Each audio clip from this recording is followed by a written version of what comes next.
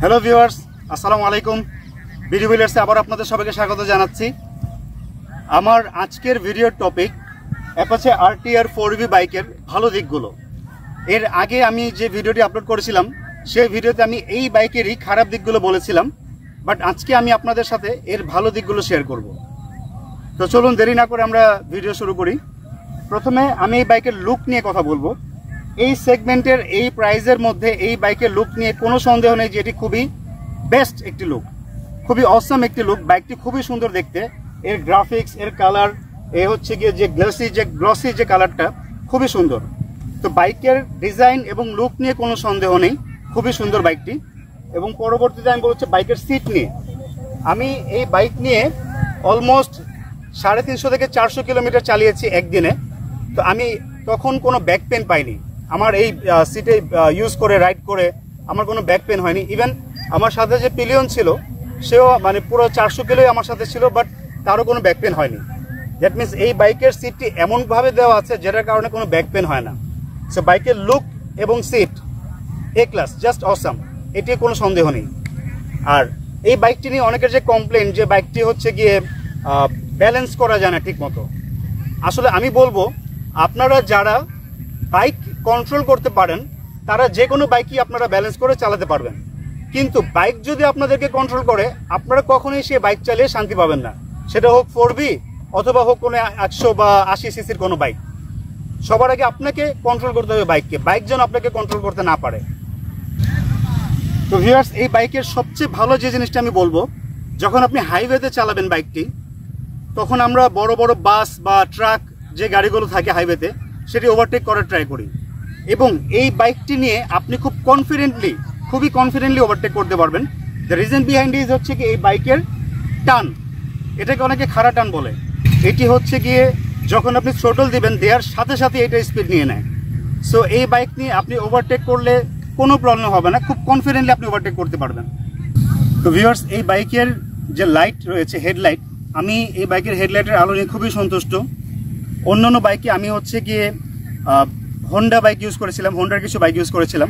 তো ওই বাইকগুলোতে হেডলাইট আমাকে চেঞ্জ করতে হয়েছিল, কিন্তু আমি এই বাইকের হেডলাইট এখনও চেঞ্জ করিনি। কারণ হচ্ছে গিয়ে এর হেডলাইট আমাকে যথেষ্ট পরিমাণ আলো দিচ্ছে। তো ভিউয়ার্স, মেইন কথা হচ্ছে গিয়ে এই বাইকের হেডলাইট নিয়ে কোনো কমপ্লেন নেই। এই বাইকের হেডলাইটটি খুবই চমৎকার। এই বাইকের হচ্ছে গিয়ে অনেকের সবচেয়ে বড় যে প্রবলেমটি যেটা অনেকেই ফেস করেছে সেটি হচ্ছে গিয়ে হ্যান্ডেল বারটি। বাট আমি যখন এই বাইকটি চালিয়েছি এই হ্যান্ডেল বারও আমার কাছে কোনো প্রবলেম মনে হয়নি। কারণ হচ্ছে গিয়ে আমি হ্যান্ডেলটিকে খুব সফটলি ধরি।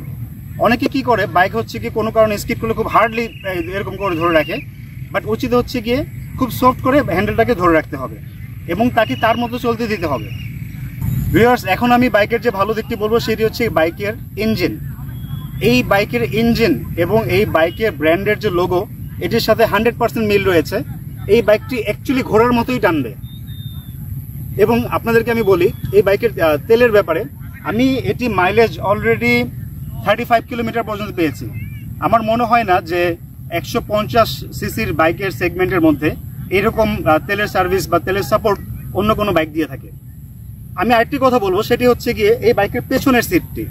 যখন আমি হাইওয়েতে চালাচ্ছিলাম এবং আমার সাথে আমার পিলিয়ন ছিল, আমরা নর্মালি জিক্সার বাইক চালালে দেখি জিক্সারের পেছনের সিটটি খুবই উঁচু থাকার কারণে পেছনে যে বসে সে আরো উঁচু হয়ে যায়, সে কমফোর্টলি বসতে পারে না। এই বাইকের যে পেছনের সিটটি রয়েছে এটি হচ্ছে কি খুব সামঞ্জস্যপূর্ণ সামনের সিটের সাথে, সামনে যে বসবে তার সাথে। তো এই কারণে হয় কি যে পিছনে যে বসে সে জিক্সার মনোটরের মধ্যে একেবারে উপরে উঠে যায় না, খুব সুন্দরভাবে খুব কমফোর্টলি বসতে পারে বাইকে। তো ইঞ্জিন নিয়েও আপনাদেরকে বললাম যে এটার ইঞ্জিন খুবই এ ক্লাস একটি ইঞ্জিন। আমি সবচেয়ে বেশি সাপোর্ট পেয়েছি হাইওয়েতে চালাতে গিয়ে, যখন আমি হচ্ছে গিয়ে কোনো গাড়ি ওভারটেক করেছি বা প্রাইভেট কার, বাস, ট্রাক ওভারটেক করেছি। এটা আমাকে ওভারটেক করার সময় 100% কনফিডেন্ট দিয়েছে। সো আপনারা যারা এই বাইকটি নিতে চাচ্ছেন তারা নির্দ্বিধায় নিতে পারেন, কিন্তু একটি কথা মনে রাখবেন, যদি বাইক আপনাকে কন্ট্রোল করে এই বাইকটি আপনার জন্য না। আপনি যদি বাইককে কন্ট্রোল করে থাকেন তাহলে এই বাইকটি আপনার জন্য। আপনি অবশ্যই ভাববেন যে আমি বাইক কন্ট্রোল করার কথা কেন বলছি।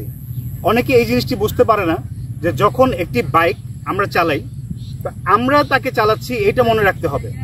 বাইকের কমান্ডে আমরা চলবো না, আমাদের কমান্ডে বাইক চলবে। এটা যদি হয়ে থাকে দেন এই বাইকটি আপনার জন্য খুবই পারফেক্ট একটি বাইক।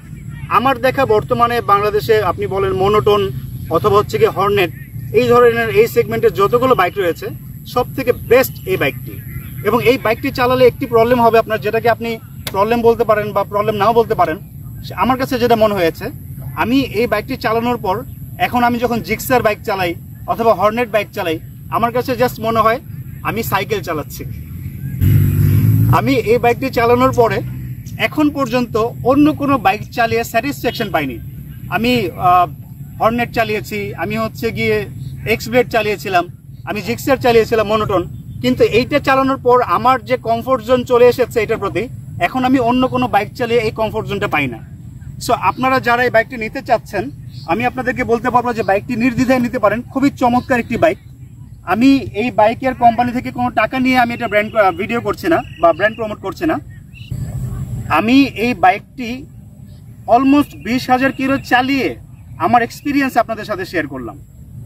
সো আপনারা যদি বাইকটি নিতে চান নির্দ্বিধায় নিতে পারেন। খুবই চমৎকার একটি বাইক। আমাদের ভিডিও দেখার জন্য ধন্যবাদ, সাথে থাকার জন্য ধন্যবাদ। পরবর্তীতে আপনারা কিরকম ভিডিও দেখতে চান আমাদেরকে জানাবেন, আমরা আপনাদের জন্য এরকমই ভিডিও আনবো। Thank you very much. আসসালামু আলাইকুম।